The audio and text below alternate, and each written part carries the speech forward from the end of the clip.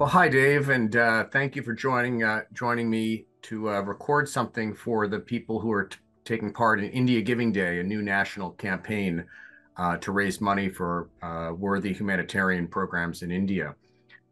You and I have known each other for quite a while, and I count myself as a fan and a mentee of yours, and someone who's admired what you've done. Before we get to your work with Give Miami Day in the children's movement of Florida. For those who've, unlike me, haven't had a chance to read your memoir, A Committed Life, could you just tell the people who are watching this a little bit about your journey and what led you to the some of the civic things you're involved in now, especially through Give Miami Day and the children's movement? So I was in the newspaper business for 35 years at 7 newspapers as reporter, editor, or publisher. Loved what I did. Newspaper business was significant and frankly powerful and made a real difference. And this is significantly before the age of the internet and so forth. And in 1989, I became publisher of the Miami Herald and El Nuevo Herald, a Spanish language newspaper. Did that for 10 years. But in the midst of that time, in 1996, the then governor of Florida, Lawton Chiles, asked me to chair a statewide task force on school readiness and the crucial nature of the earliest years, getting children off to a good start in life and in school. Out of that came the School Readiness Act of 1999, signed ultimately by Jeb Bush. And out of all of this, I came to think it spoke to the very future of the Republic. And I decided to retire and work full time on the subject of how do you help children get ready for success in this world. And I came to know a bunch of things, including 85% of brain growth occurs by the age of 3, and that about a third of all children enter school way behind, and most of them never catch up. And similar stories, including the fact that 3 out of 4 young people, ages 17 to 24, cannot enter the American military because they have a set of challenges that can include academic, physical, substance abuse, criminal justice. And children who get off to a good start in life, chances are not going to do harm to themselves or to other people. Indeed, they're going to succeed and be an example for the rest of us. So from there, I led a campaign for what is now called the Children's Trust, which is a half-mil property tax in Miami-Dade County, which is in itself larger than 16 states in the country. And that half-mil property tax has increased dramatically since its first passage in 2002, came into effect in 2003, was revoted upon in 2008. So it is now a permanent means of funding early intervention and prevention. And this year will be somewhat north of $170 million in this one American community to invest in the future of children. And in that same year of 2002, co-led a campaign with the then mayor of Miami-Dade County, Alex Pinellas, passed a constitutional amendment so that every 4-year-old was guaranteed a slot in a free pre-K program. And there are 150,000 plus Florida children now in that program. Wow. Well, again, let me just segue quickly to after the second passage, the permanent passage of what is called the Children's Trust, working with others, including a political strategist, decided to start the Children's Movement of Florida, which was launched in 2010, 11 years ago, 12 plus years ago now, which is designed to push children as the #1 investment in the state of Florida. So we've made significant progress, long way to go, but more money invested, higher standards, and so forth. And then segue one more time, just to save you the Mhm. time. Uh, each year in Miami, the county of Miami-Dade, the Miami Community Foundation uh, has what is called a Give Miami Day, a concept that I think originated in Boston, but is in a significant number of cities around the country, where on that one day, and to some degree during the whole week, um, with a small match attached to it as an incentive, people raise money for various organizations, all nonprofits.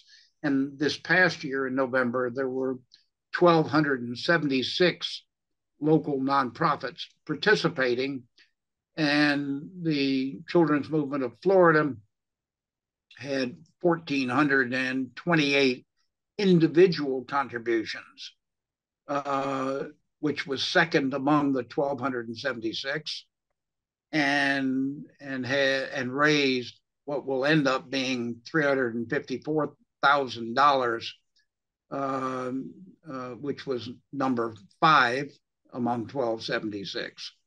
And it's not as though we have some giant organization. There are a dozen people working with the children's movement, uh, but it, but the day is important, and it's a very focused um, sort of moment. What number did I give you just now? It's actually 654,000. Did I give you that number? I think you said 354, Yeah, but I think I did too, but it's actually 654,000. well, wow, congratulations. And those numbers have been increasing every year, regardless, since because the Miami Give Miami Day has only been around 4 or 5 years, right? Right. They've increased every year, at least partially, because the world's a competitive place, and I don't want to be satisfied with what we did last year. I need to do something more than that. And I'm not the only person doing it. The reality is that 2/3 plus, maybe closer to 3/4, that comes from my own individual efforts. But to be straightforward about it, at age 80, I'm not going to be around forever, and other people need to pick up significant slack, and they are. And they did better this year than before, and this past year, and they will do better this year, and even better the following year, and so forth. Mhm. But you're going to ask how this done. Yes, and you it sounds like you're a strong advocate as someone who's been involved in many civic causes in the Florida and the Miami area, South Florida. You're an advocate and a supporter of Give Miami Day, but especially for the children's movement of Florida, which you have, that is, very strong affiliation with. Talk to me about first what do you do as you gear up for as Dave Lawrence, retired publisher of the Miami Herald with a brilliant career in newspaper business, and you've decided to spend this part of your life to be a strong advocate for this organization. The Give Miami Day. What are you doing a month beforehand? What ultimately is the kind of culmination of your individual efforts to make sure that this organization, places so high among the hundreds of organizations involved? So I'm involved in a lot of things. I'm not saving my energy for the next world. Um, Fundraising is frequently stressful and painful, but it's also exhilarating. And momentum begets momentum, and money begets money, and so forth.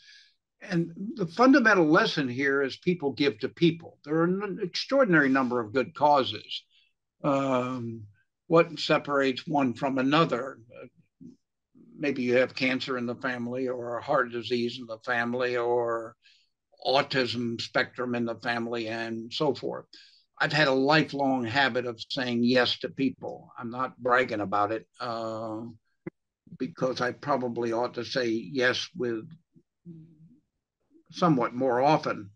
Um, the so I'm very involved in a Cristo Rey school in Miami. Been very involved in issues of immigration. I have served on the board of trustees of Florida A&M and now Barry University.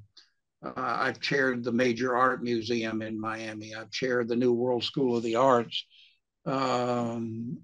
Foundation for Child Development in New York. A lot of things interest me, but I don't play golf. I don't play tennis. I don't belong to country clubs. And if my wife and my 5 children and 7 grandchildren are okay, I put up with most of the rest of the things in this world. And I frequently quote Horace Mann, who said in 1859 to the graduating class of Antioch, be ashamed to die before you have won some battle for humanity. So it certainly counts what you're for, but it counts even more what you've gotten done. This isn't about personal publicity. It's about making a difference on this world while you're still there. So I founded the organization with the help of other people, notably one Miami couple named Gerald and Jane Thatcher, and I've raised money from lots of different places. And the the focus I have, while I'm interested in a lot of things, I'd better focus. And so if I were truly interested in raising money, and I've raised money and continue to raise money for other things and give money for other things, but I have focused on 2 causes, 2 missions. One of those missions has to do with Alzheimer's. I happen to be the #3 Alzheimer's walk fundraiser in the country. There are 600 Alzheimer's walks. My wife has Alzheimer's. We're in the at least the of that. She's doing pretty well, and I love her as much as I did when we married 59 years ago. But Alzheimer's, the money that I raise is not uh, for something that is frankly going to mean anything in my own family. It's the search for a cure. I don't know anything that says it's close to, and it certainly is not going to happen in our lifetime. But it's something, a way I can contribute to the future of people who have Alzheimer's. And I now know an extraordinary number of people who have Alzheimer's, and there are 6 million Americans with diagnosed Alzheimer's, and another 6 million thought to be with Alzheimer's but never diagnosed. And half the people with Alzheimer's are on Medicaid rather, before they die, which means essentially you have to prove you don't have anything. The other cause is the children's movement of Florida. And so this is what we raise is a substantial contribution to the wherewithal to do the work that we do. I chair the organization. I was smart enough in the past 3 years to name my successor, who is a wonderful fellow named Vance Lupus, and he in turn named a president, another wonderful person named Madeline Thakur, and they're really running the operation. I chair the board. I raise a bunch of money, and I make speeches and go places and see people, but I'm certainly not doing the day-to-day work, which they do, which is so important. Yeah. But and tell me about, many of the people watching this recording are, deeply committed to an organization like you have. They may or may not have been the founder, doing, working to advance education or healthcare in India or economic development. And they're probably watching this because they're thinking, how do I use this idea of a giving day? How do I prepare to help this organization take advantage of a giving day format? And in our case, it's on a national level, not on a local level. So, when we were having a cup of tea a couple of weeks ago, you said to me the extraordinary thing that you'd written 6,000 emails to people in advance of my Give Miami Day to support the children's movement of Florida around that day. So you have these ambassadorial functions. You've always raised money, but how do you use the Giving Day format to the organization's advantage? What do you actually do? So I think it was actually 5,600 that I wrote. A lot, which is a lot, which was several hundred more than the year before. But that's how the world works. The challenge is, what do you do the next year, the next year, and the next year? But leave that aside for now. The fundamental here is people give to people. So how do I do that? First of all, I have a lot of relationships. If I want people, young people, to know something, yeah, I want them to read history. I want them to learn how to be a consistently, constantly educated human being. I want them to care about other people.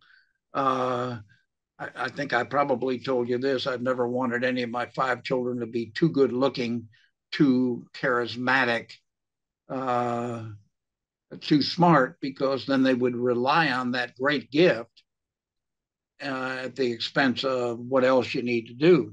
I want them to build relationships with other human beings. And so at age 80, I've been around a long time. I've been now in Miami, came here from Detroit in 1989. So that's a third of a century that I have been here. And over the period of time, I've met a lot of people, spent time with people. Just came back from lunch right now with somebody who has a great vision for a museum of Black experience in Miami. I want to be as helpful as I can, etc. But I came out of lunch with this person's home address. I already had his cell phone, already had his personal email.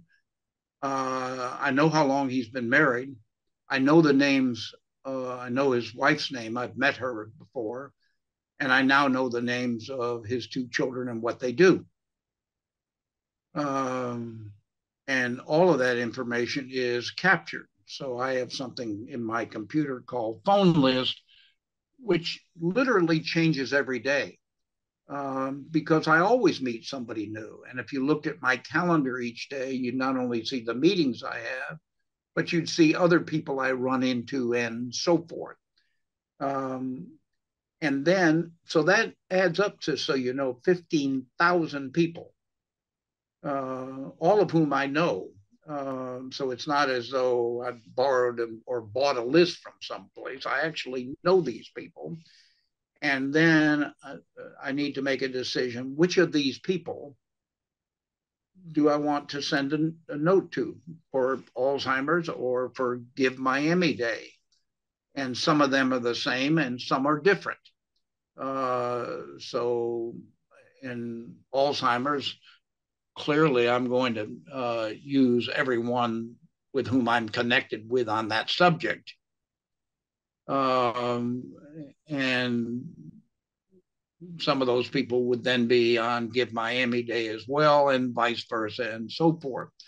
So I have an assistant who is a wonderful young man and has worked with me for the last couple of years. He only works half time, but it's a full half time, and his hours are sort of when I need him, and I don't need him every moment or every day, as a matter of fact.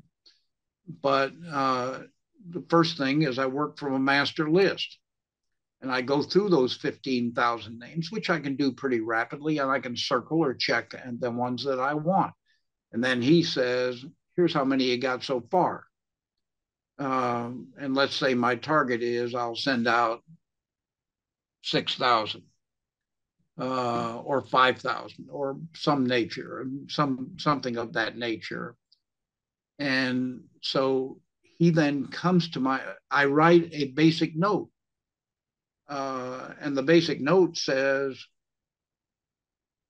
doesn't do it in this smarmy wording, but it basically says, here's what we've done this past year, and I hope you'll support it because it'll give us more momentum for what we still need to accomplish. And so you have a fundamental note there. How long is that typically? Is it Uh, 500 words? I don't know how many words, but it's be less than 500, I think, and it is. Okay. And keeping it tight is really important. Hmm. People have a delete key that they can use, as I use with some alacrity, and the excuse me, and So I have the basic thing for everybody. I want to address each of them by his or her first name. Well, with the exception, say, and there are some exceptions, with the exception of someone I know well who would prefer to be called Senator, or actually more than one, or the Archbishop of Miami, whom I need to call Your Excellency, and so forth. So I'm aware of those sorts of things. And then the very first sentence, and it could be two sentences, is something that directly relates to that person. So I happen to be working today on the Alzheimer's thing, which I will do earlier in the year. Um, and it starts off Zach, Z-A-C-K. I need to make sure I got the name spelled right, not Z-A-C-H, but Zach. This was from last year. To my friend who does great children's books and much more. This is an author of children's books, but it might mention somebody's grandson, or it might mention something else that you would instantly know. He's writing it to me, and writing it to me is crucial in all of this, because you so quickly can identify something that's sort of ginned out, generic, etc. Making it personal is what works here. And the I'm thinking again the actual number. The actual number was 4,500 emails that I sent. I know that now because in my head I'm planning to do 5,000 this year. So out of 4,500, if I did, if I did 3/4 of these, at least 800 of those were directly related to of the amount of the total we raised. Remember, I told you 1,276. 800 of those or more came from my particular solicitation. So that's 800 out of 4,500 sent out. To what extent do you work with other people in the organization? Because not everyone has an assistant, not everyone has 15,000 names. You've accumulated those things over time. They know from me early on. I work hard to get these done early. So Give Miami Day isn't until mid-November. Yeah. I think it was November 17th this year, not till mid-November. I have finished my work before the 1st of October. Oh, wow. I have given them 6 weeks. They have a list, access to a list of whom I've done, so we're not doubling up on these. Okay. So now how do I do this at this number? My assistant comes over to my home in this very room, sets up essentially a card table with a computer, and I am saying, I can't remember the name of X. I'm on a certain person at this. I cannot remember. They just had a grandchild. Who's the grandchild? It has to be something that is fully personal. Yeah. That folks would say it, and it's not lickety split. I can do 60 plus in an hour. So one per minute if you're one per minute basically is what it ends up at. So I try to do, I would try to do, if I could, anywhere from 3 to 5 hours on a given day. So, at 5 hours, I might get done 300.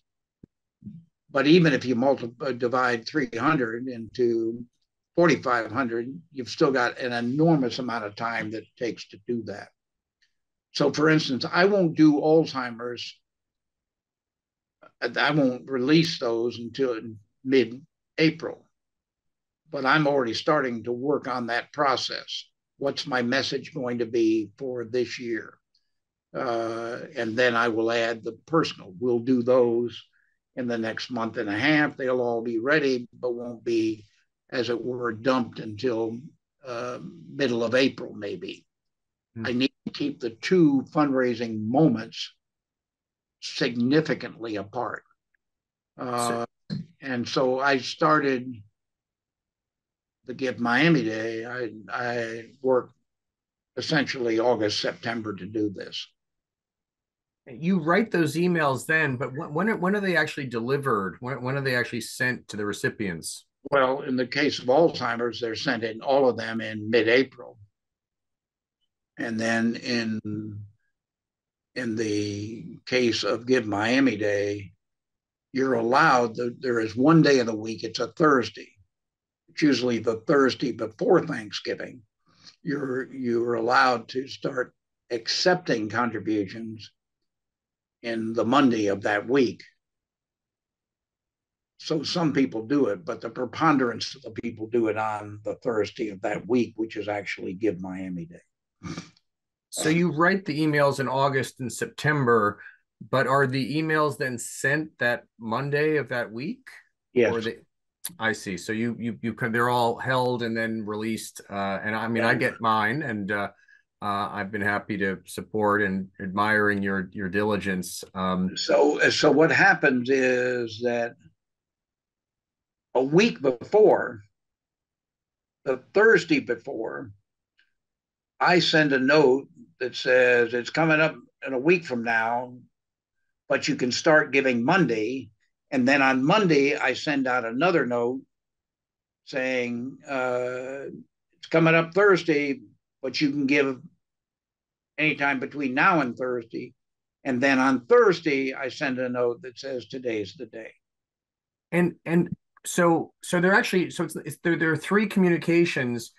Do each of them have that element of the generic kind of about the organization, and then the customized line, or are they, how different are those three communications? Are two of them very short and just a heads up? Yes. So the main substantive one, it actually goes on the Thursday on the giving day itself. But the others are on top of that. I see. Okay. So I could say on Monday, I could say on Thursday, I could send the note. The Thursday before. The Thursday before. Right. But there's more than one way to work this. Right. And I've worked it different ways in different years. An easy note would be, I could send on Thursday a note that said, just so you know, it's coming up next week, be on the alert for it. And then on Monday, I could do something else with the actual message. I like to get the message out as early as possible. So let's assume the standard format would be that on Thursday, I would send the note that I'm going to send the following Thursday, and it makes the case.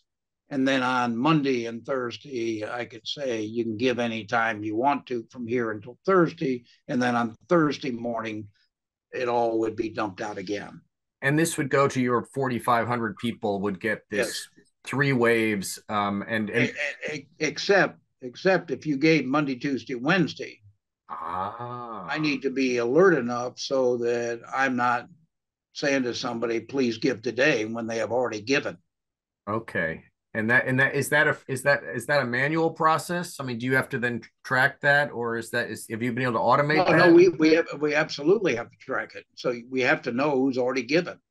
Now the preponderance is given later on, but of the 654,000, 110,000 or so came in before Thursday. Right. But so basically, what you're doing is it's breaking it down to its essence is, correct me if I'm wrong, is so you develop a short, punchy message that goes to everyone about the good work that the organization has done and is hoping to do in the future. There's a customization sentence or two at the top, and that as Giving Day approaches, a couple days before what we are going to call early giving, the Monday before, a couple days before that, you say it's coming. You can't give quite yet, but this is what's Well, no, something I. on Monday, you can tell folks But on the Thursday before, you're saying people you can't give now. right, but you're telling them And that we're telling folks that. yeah, you can't give now, remember that this is an important thing that I'm involved in. I hope you'll support. Then there's a second message at the beginning of early giving on the Monday, and there's a third message The on the actual Giving Day give my itself. end. Yeah, Yeah. exactly. And so because you're not reliant to not be reliant on a single message is important because as one of my teachers in the Grameen organization said, repetition is reputation. So you can't rely on a single thing, and I think that makes good sense. But also to track, so you're not asking someone for money as if they haven't given, if they actually have. So let me ask you a question Hmm? because I do something different with Alzheimer's that may be important here. Is it one day that you're Give India Day? Well, it's just like Give Miami Day. It's a single day, but we're likely to open up early giving 2 weeks ahead, not 3 days ahead. Which is we've been told is a best practice. But So and our, let me tell you something that I do for Alzheimer's, which has no deadline on it. hmm. The fact of the matter is, the Alzheimer's Walk in Miami is in November. I don't Oh, want to do I don't want to do two things in November or close right. to things in November. So I send it first out. Let's say I send it out on April 15th. And again, it has a personal message to it. 2 weeks later, because there's no deadline on this, 2 weeks later, I send a second email to anybody who hasn't given saying, I hate to pester you, but Mhm. to remind you such and such, and include the message below. And it is, um, I was going to use the word amazing, but that's probably a bit overwrought, but it is pretty darn interesting how many people didn't give the first time who give the second time, who say, I meant to do this, or I forgot to do this, or whatever.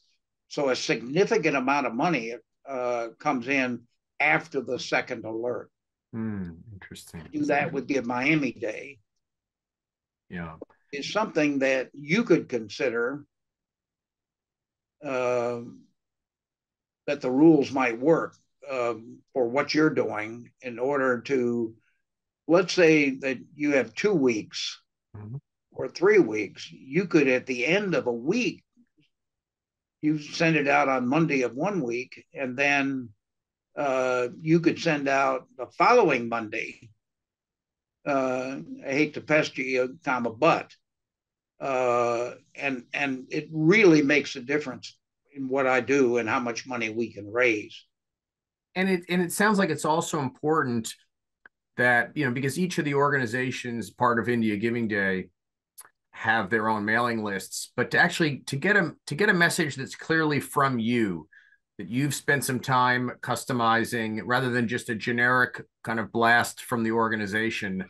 That seems to have a lot of influence, and to kind I of would, yeah, I would say we wouldn't even be close to what we achieve if we didn't do it. It is, and that holds true for the people with whom I work, including the CEO and the president, et cetera, all of which work their own list, et cetera. We make sure we don't confuse the list. They know what I'm doing. I'm not in quote invading their territory. They know these people better than I do. Uh, it all needs to be personal. yeah. It's directly consonant with success. Um, It seems as we close this down, Dave, and thank you so much. And again, I encourage everyone to take a look at your book, A Committed Life. Just a wonderful Dedicated story. life. A dedicated life. Oh, I'm sorry. Thank you for the correction. I when I think of you, I But guess it I does think of talk about fundraising in that book. yep, yep. I think about you. I think about commitment, and so I've changed your title in Okay. my mind. But thanks for the correcting me. But it sounds like um there's an element of giving days. Again, we're the community of organizations that I'm leading are new to this. This is our first year. Creating some sort of friendly competition, kind of a leaderboard. Um, some people use the word gamification. Something where people can kind of measure their success, have some sort of accountability to their peers, to their organization, to this community. How important is that? Do you think? Because again, these are organizations and people that are fundraising all year round and some volunteers fundraise continuously. But it makes it seems to make it more fun, more visible, more transparent, more salient. What do you see as the power of this kind of Giving Day approach in terms of motivating people? I think it may be. Uh, I think it may be particularly good for what you're doing Hmm. because I think you're dealing with a number of organizations that care about the subject. We're sort of doing things where how we're doing doesn't come out until after Hmm. it's done. And so I don't know how you would work it, but I'm very aware that there are certain organizations, much larger than our own, as a matter of fact, who do extremely well that day. Some of whom have the wherewithal to tell their donors, don't give until Give Miami Day. We don't have that luxury or the Hmm. wherewithal to do that. It just would not be possible. I also believe that uh, I need to take seriously somebody who gives $25. Hmm. And for Give Miami Day, uh, the only contributions eligible for a partial match are $25 and more. You could give 10, but it wouldn't add to it. The match is not much, uh, but it's an incentive for people. As I told you at the beginning, I feel competitive with myself. Can I do something better this coming year than I did last year? How do I do that? Um, I also I also change uh, a, a certain number, not a large number, but I add to a certain number of people who have been particularly generous or could be particularly generous. I will note there that my wife Bobby and I are giving X. Hmm. So last year, Bobby and I gave $7,500, and I will only use that with a relatively small number of people, but these are people who could certainly do more than I have done, and um, some of them you learn in this world that some people are particularly generous and some people not so generous, and some people um, feel a bit. I was going to use the word cheap, but there's probably a better wording than that. Also, run into people who are just extraordinary, who clearly have stretched to give you something significant, and there's a joy in all of that. Yeah. You'll run into people who want to give you a check. They don't want to do any credit card, so we have to make arrangements in order to get those checks in on a given day.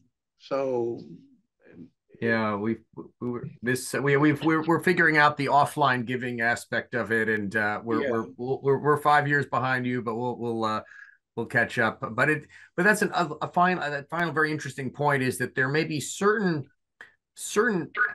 parts of the story of your appeal that would only be meaningful to a subset of your people you're appealing to. That the fact that you were giving $7,500 And you've learned over time that that tidbit is meaningful to a small subset for which you'll use it, and for others it wouldn't be meaningful. So you just stick And with in the basics. and in fact, might frankly, it might be negative to somebody who's going to give 25, 50, 75, or $100. Right. And then somebody says, I'm giving 7,500. Well, that to me is a turnoff for people. There's one family that has given all 5 years, I guess it's 5 years, has given 25,000 each year. Uh, and I always call them up just to make sure that they are personally aware of it. And so coming up, and there are other folks who could certainly afford to do something significant, uh, and then you're surprised and pained and whatever during the course of the day, because some people have been really generous, more generous than you thought they could be or would be, and other people quite the contrary. So, but they're far more good stories than Yeah. not good stories. We tell people at the end of this, so we know the total of what we've raised immediately, and so the next day, uh, I send a note to everyone saying, "Hey, thanks for being part of this. Just so you know, we raised X from such and such, and that doesn't include the match. We don't know the match for another month Oh, wow. Mm-hmm. because they have Formulas and to be done formula for a certain hour and right. whatever." Uh, so, but we were able to tell people that there were 1,276 organizations, nonprofits participating. We're able to tell people that we finished second in unique donors, meaning somebody didn't give twice. They only count as one donor. How many unique donors there were, and the fact that we finished second among unique donors. And we tell them how much we raised, and we were able to tell them that we finished number 5 among those 1,276. So, I want people to have a sense that they participated in something that was very meaningful. And it sounds like this last point is then, of the 4,600 people you appeal to, that you somewhere in your mind you have maybe the 50 people who are the most capable donors or potential donors historically, or as in potential, and you would take an extra step or two of customization for them, whether it's a phone call or something about your own giving or whatever it It, it, is. it would almost never be a phone call. Hmm. In fact, I basically can't think of an example. It's just I go through all 4,500, so I know I'm involved in typing every single one of these, Hmm. and so uh, I know that this person could do something more, or who in the past has done something more. I see. And so you'll note that in your customized sentence or two or three, or It's one sentence. okay. That's all it takes. Yeah, just a well-crafted sentence on top of a well-crafted message. Well, Yeah. Dave, thank you so much. I'm sure this will be helpful to people that are gearing up to do this for the first time and learning from your experience and your energy and your results. Well, Thank you. keep me posted. I'm really excited about what you're doing.